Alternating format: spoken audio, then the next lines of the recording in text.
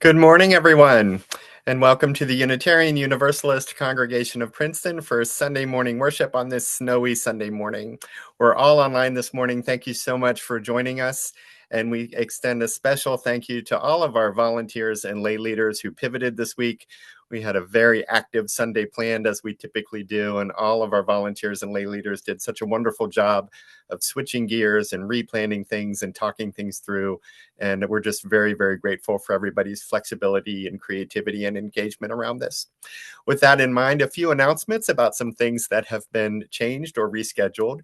The racial justice meeting that was scheduled for today after worship has been rescheduled for next week. That'll happen next week after worship. The men's group meeting that was going to happen before worship today is going to happen on February 8th. That'll be the next men's group meeting. The Bible study that was going to happen before worship this morning will pick right back up next week. We'll be there next week for our Bible study meeting at 9:30. And our Committee on Ministry program, a quick reminder that the Committee on Ministry program is also next week after worship. So next week will be a nice full Sunday for us when we gather again in person. Oh, and the spring sale brunch too. We had a spring sale brunch scheduled. We don't have a new date for that yet, but rest assured that spring sale brunch will happen some Sunday and it'll be a great affair. We also would like to announce that we invite you to please join our Caring for Our Neighbors social justice ministry to celebrate the light of music in winter. This is on Saturday, January 31st at 7 p.m. in Channing Hall at UU Princeton. The concert focuses on Bruce Adolphe's Einstein's Light and includes Robert Schumann's beloved piano quartet and Mozart's violin concerto in B-flat major. We will also have some discussion about the composition for violin and piano. All the proceeds will be directly donated to Arm in Arm to support their work of supplying food for those in need. We'll also have light refreshments at the break, courtesy of the Women's Alliance and the Caring for Our Neighbors volunteers. The concert will be live streamed as well. We'll send out information about all of that for you. But again, it's Saturday, January 31st at 7 p.m. in Channing Hall, a wonderful concert for the benefit of Arm in Arm, which does such great and important work in our communities. And we now go to Jean DeVoe, our worship associate, who has our chalice lighting and our unison affirmation. All right, everyone, I'm having technical difficulties here. For the strength of the pack is the wolf, and the strength of the wolf is the pack. Rudyard Kipling. And I'm going to try and light this candle while we're doing this.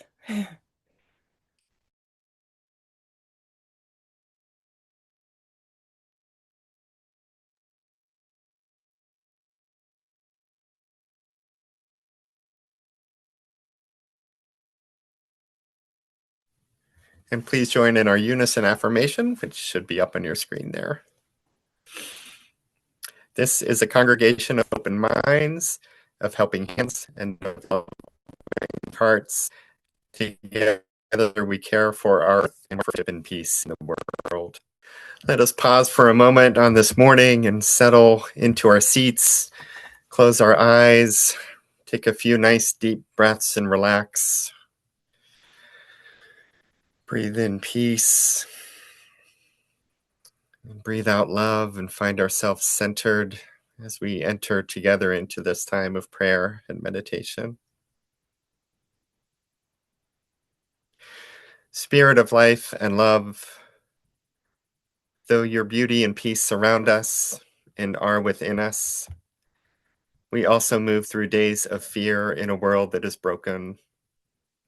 We move through a time of division and pain. Remind us these days of the good, of those who are doing good, and place us in their company. Not that we might avoid the difficult work that calls to us, but that we might do it with others of shared commitment, so that we will not be alone, so that we will be stronger and more courageous, so that we will be more hopeful and more resilient, so that we will hold a larger vision than we alone can imagine. In these days of brokenness, lead us not to break as we are broken, but to heal as we are healing. That our lives may bless and build the good in neighbor and stranger and in all the generations to come. And here in the silence, we offer these, the prayers and meditations of our hearts.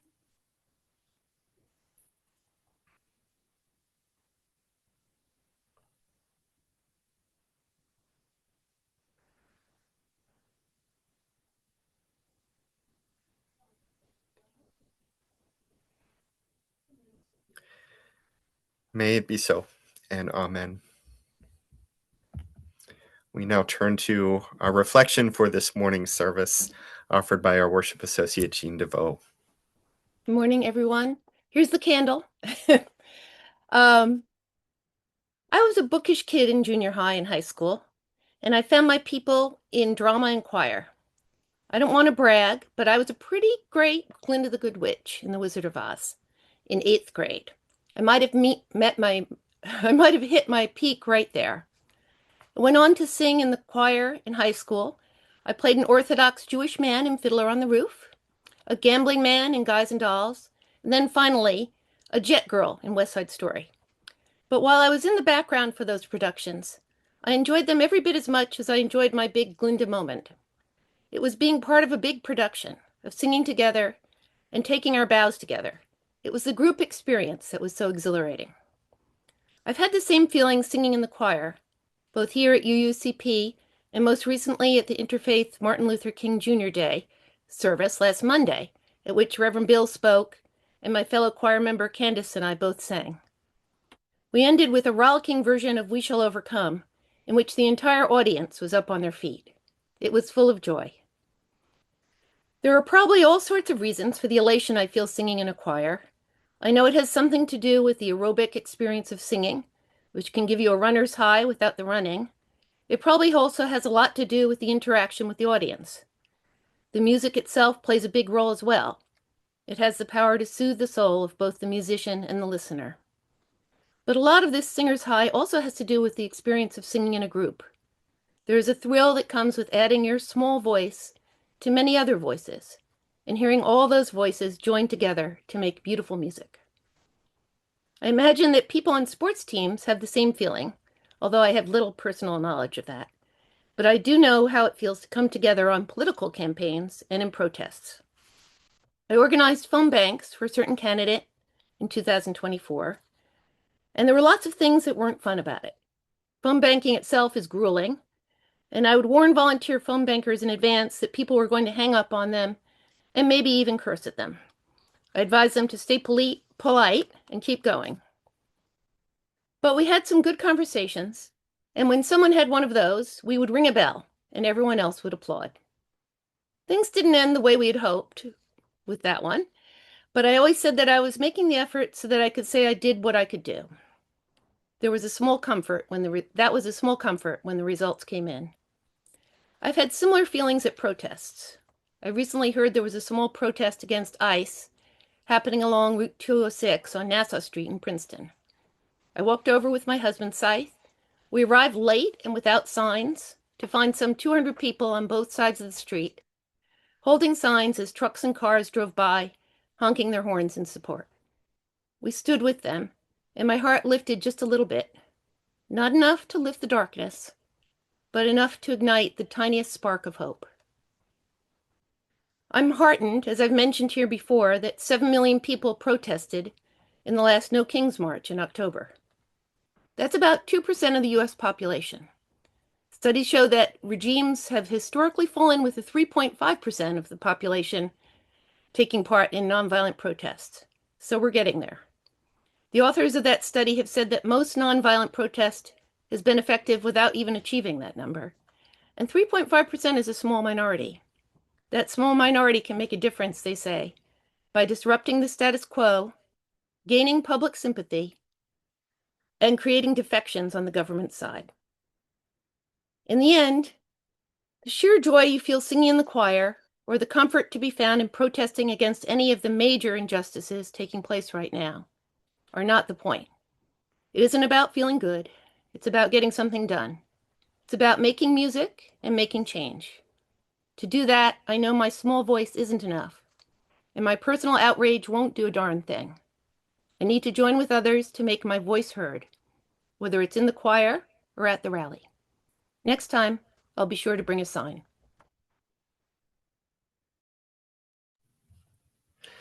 Thank you very much for that reflection, Jean, and thank you to you and Reverend Jennifer and Pauline for switching to our Zoom-only service this week. Really appreciate it, and I don't speak for Reverend Jennifer or for Jean, but I might say that Pauline is probably our favorite person in the world this morning because she keeps us going on Zoom better than anyone else. So thank you so much, Pauline, for dusting off the old pandemic protocols and keeping us together this morning. If you logged in this morning expecting to hear our wonderful ministerial intern Wylencia Monroe preach the sermon on It's Not Sink or Swim, you're going to be surprised. This service is called Learning from Wolves. Wylencia Monroe will still preach that sermon and lead that sermon. It's just going to be a little bit later on in the year, probably in the next month or so. We all look forward to that very much. This is titled Learning from Wolves.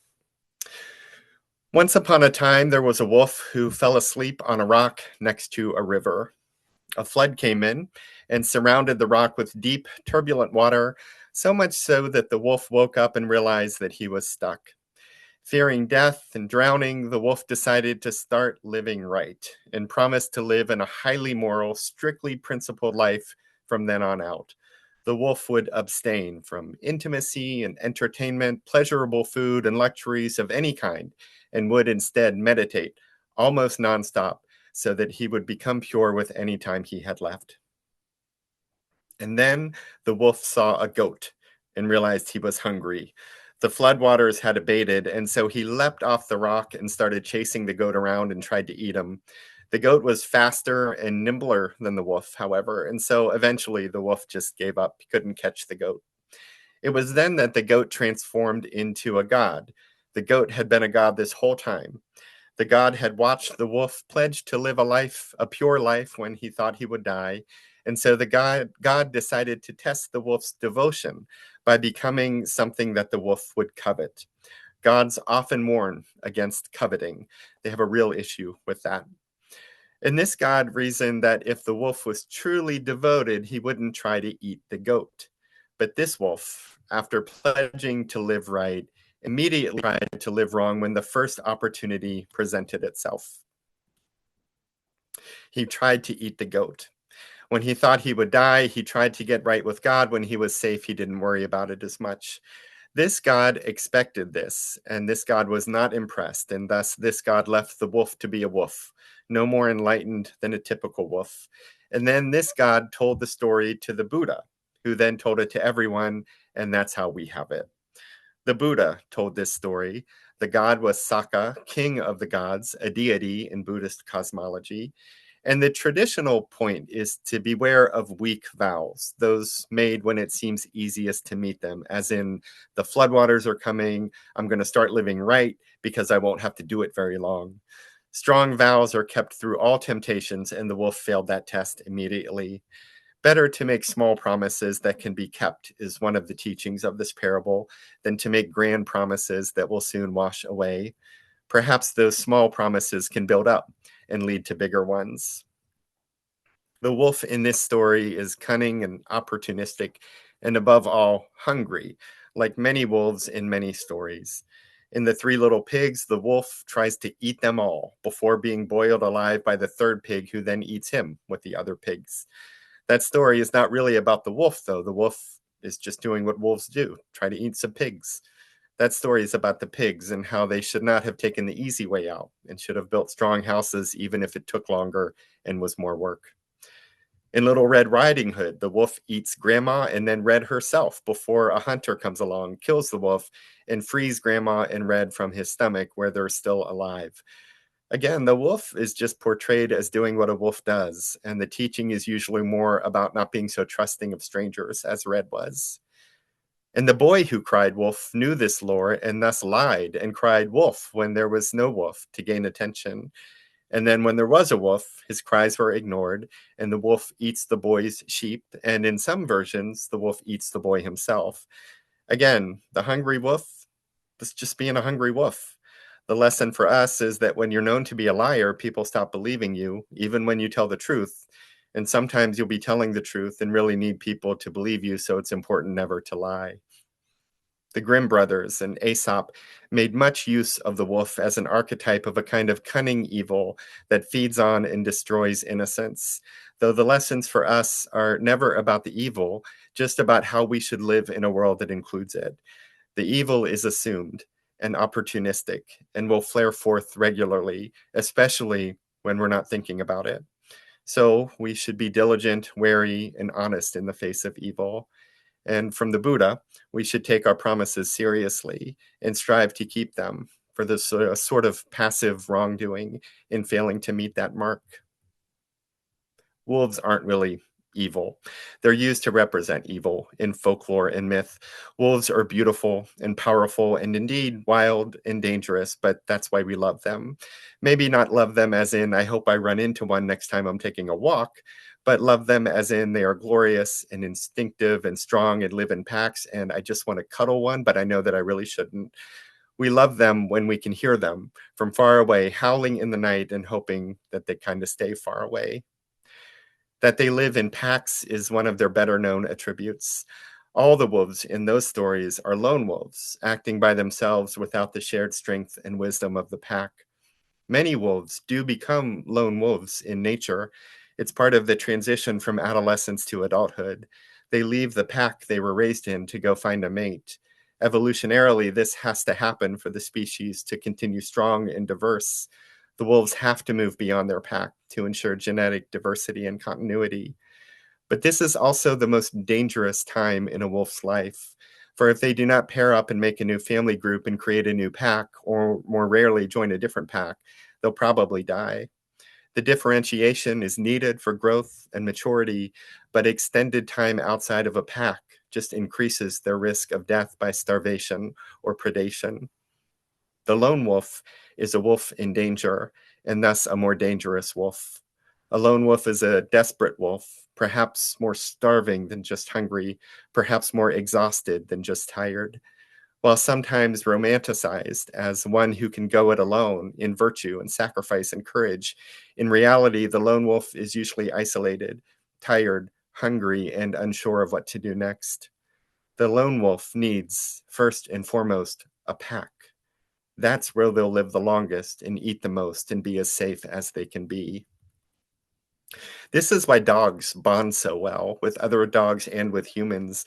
It's why dogs will greet you after a 20-minute absence as though you had been gone for years and faced enormous threats and dangers because in their evolutionary minds you had. You had not just walked a plate of cookies down to the neighbor's house. You had faced off with a wild boar and come out victorious. And your safe return to the den of your living room and the pack of your family, which includes the dog, is a cause for relief and celebration. Cats probably didn't know you were gone and don't care that you're back. They're different, they're adorable, but they're just different. When you leave a dog, they think you're a lone wolf out there in danger. When you leave a cat, they're grateful for the quietude.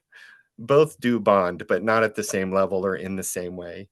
Dogs and wolves live to bond in a way that for cats is just less important. People usually develop this way as well. Differentiate and build a new pack, except that ideally we don't ever fully leave the pack in which we were born and raised. We maintain those bonds, though they change and sometimes deepen throughout life. Even when death separates us, we maintain identities as the children of these people and maybe the siblings of these ones. Even when distance causes us to not be in each other's presence very often or at all, who we've been with remains a part of who we are. The pack that formed us continues forming us, even if we live more in reaction to it rather than embrace of it. Our ancestors never stop raising us, and we never stop guiding those to come. We are not wolves. We are humans with the levels of consciousness and generational awareness that, as far as we know, is more instinctual for the wild ones. That instinct is part of their wisdom, though, and part of what we love about them. That after becoming lone, they seek to become attached again. They seek the group hunt, the group trek, the group rest, and the group song. Henry David Thoreau famously went to the woods to live a more wild life, by which he meant more solitary and less comfortable, only to find that he needed to return to the people again. He was a social animal, perhaps less so than others, but we're not all the same. Some of us would never want to live alone in a cabin for any stretch of time, but he did for a while, and then he didn't, and he came back to be with people. Time alone can be clarifying and can lead to some gorgeous writing and wonderful art in general. Some of the greatest works ever created were created during periods of isolation. And that lone period seems to be a part of building a life that is to be lived with others, in the pack of one's making and in the pack of one's ancestry. And we have the advantage of exercising all kinds of agency and choice in how we build our packs. We don't have to be as strictly hierarchical as wolf packs are. We can share power rather than contest for it. We don't have to bark at each other. We can choose to snarl less. We can teach our young ones no biting and don't hit. Wolves still haven't learned that. But then again, neither have we, really. These times are full of snarling and biting and much, much worse. These are times of innocent ones being killed in the street in the calculated violence chosen by a deadly and immoral administration. The veneer of a commitment to democracy is falling away as we see not a sheep in wolf's clothing leading the government. Rather, we just see the wolves these days, snarling and slobbering, at least when not sleeping. Cowardice and self-interest have caused the checks on that power to fail. None of this is normal, and all of it must be opposed, and all that opposition will come from many, many different packs.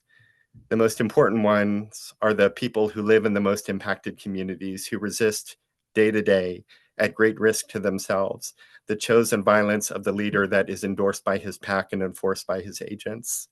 This violence is every day, as is the admirable passion and community interest of the people who live there and resist every day in peaceful ways that are met with pepper spray and tear gas and bullets.